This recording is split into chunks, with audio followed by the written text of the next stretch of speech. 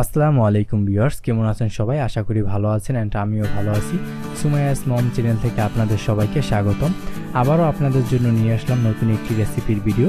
আজকে রেসিপিতে দেখাবো কিভাবে খুব সহজে হোটেলের মতো করে লইটা শুটকি ভুনা করতে হয়। যারা শুটকি খেতে পছন্দ করেন তারা জানেন এই লইটা শুটকি খেতে কতই না টেস্টি। চলুন তাহলে আর দেরি না করে আজকের রেসিপিটি শুরু করা যাক।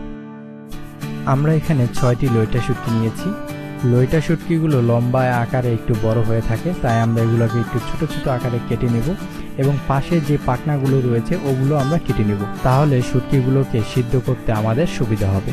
লইটা শুটকিগুলো সংরক্ষণ করার জন্য বিভিন্ন ধরনের কেমিক্যাল ব্যবহার করে থাকে এবং বিভিন্ন ধরনের ময়লা আবর্জনাও এর সাথে থাকে, তাই আমরা এই শুটকিগুলোকে ভালোভাবে সিদ্ধ করে নিব। চুলায় একটি প্যান বসিয়ে দিয়েছি, এর ভিতর দিয়ে দিলাম শুটকিগুলোকে এইরকম করে একটু নেড়ে নিব। দেন এর ভিতর অ্যাড করে দিব পানি।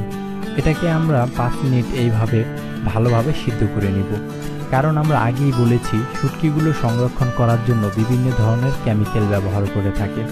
এছাড়াও এর ভিতর রয়েছে বিভিন্ন ধরনের ময়লা আবর্জনা, তাই আমরা এটাকে ভালোভাবে সিদ্ধ করে নিব। এই তো আমাদের শুটকিগুলো সিদ্ধ করা শেষ, এখন আমরা এটাকে নামিয়ে নিব।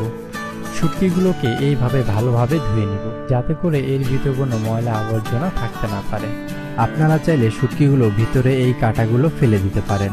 আমরা এই কাঁটাগুলো এভাবেই রেখে দিব। দেন আমরা লইটা শুটকিগুলোকে ছোট ছোট আকারে কেটে নিয়েছি। আপনারা আপনাদের সাইজ মতো করে কেটে নিতে পারেন। বাটা মশলার স্বাদ পাওয়ার জন্য আমরা এখানে কিছু গুঁড়া মশলা একসাথে মিক্স করে নিয়েছি।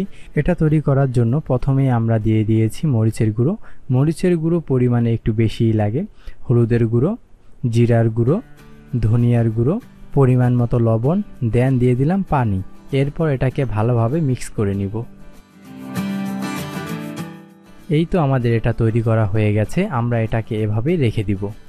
চুলায় একটি প্যান বসিয়ে দিয়েছি, এর ভিতর দিয়ে দিলাম পরিমাণ মতো তেল। এখন আমরা লইটা শুটকিগুলো এটার ভিতর ভেজে নিব। তেলটা গরম হওয়ার সাথে সাথে আমরা লইটা শুটকিগুলো দিয়ে দিলাম। চুলার আঁচটা মিডিয়ামে রেখে আমরা এই শুটকিগুলো ভেজে নিব।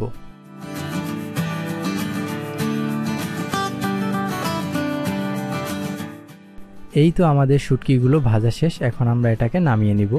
আবারও আমরা চুলায় একটি প্যান বসিয়ে দিয়েছি, এর ভিতর দিয়ে দিলাম 3 ভাগের 1 ভাগ পেঁয়াজ কুচি। এর ভিতর দিয়ে দিলাম সরিষার তেল। শুটকিতে তেলের পরিমাণটা একটু বেশিই দিতে হয়।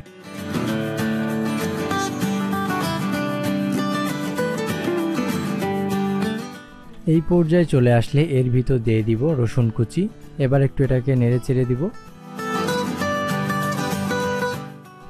এর ভিতর দিয়ে দিলাম 1 চা চামচ রসুন বাটা। এবার এটাকে ভালোভাবে নেড়ে চেড়ে দিতে হবে, যাতে করে রসুনের গন্ধটা যেন চলে যায়। এইভাবে এটাকে ভেজে নিতে হবে রসুনের গন্ধটা না যাওয়া পর্যন্ত।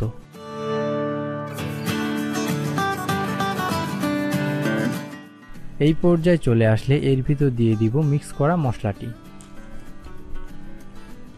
দেন আমরা এটাকে ভালোভাবে নেড়ে নিব। এগুলোকে ভালোভাবে কষিয়ে নিব, কারণ শুটকি রান্না করতে বেশি সময়ের প্রয়োজন হয় না। এর ভিতর দিয়ে দিলাম পানি। আবারও কিছুক্ষণ এইভাবে জাল করে নিব। এরকম করে বেশ কয়েকবার এর ভিতর পানি দিতে হবে।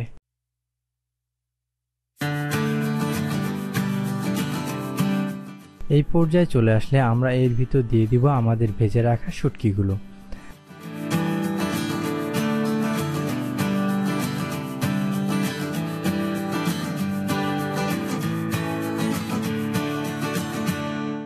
এর ভিতর দিয়ে দিলাম বেশ কয়েকটি কাঁচামরিচ। শুটকি রান্নার ভিতরে কাঁচামরিচ দিলে এর ফ্লেভারটা ভালো হয়। এইভাবে বেশ কিছুক্ষণ কষানোর পর এর ভিতর আমরা পানি দিয়ে দিব, কারণ হচ্ছে শুটকিগুলো বেশ শক্ত থাকে। এখন আমরা এর ভিতর দিয়ে দিলাম পরিমাণ মতো লবণ। দেন এটাকে ঢেকে দিব।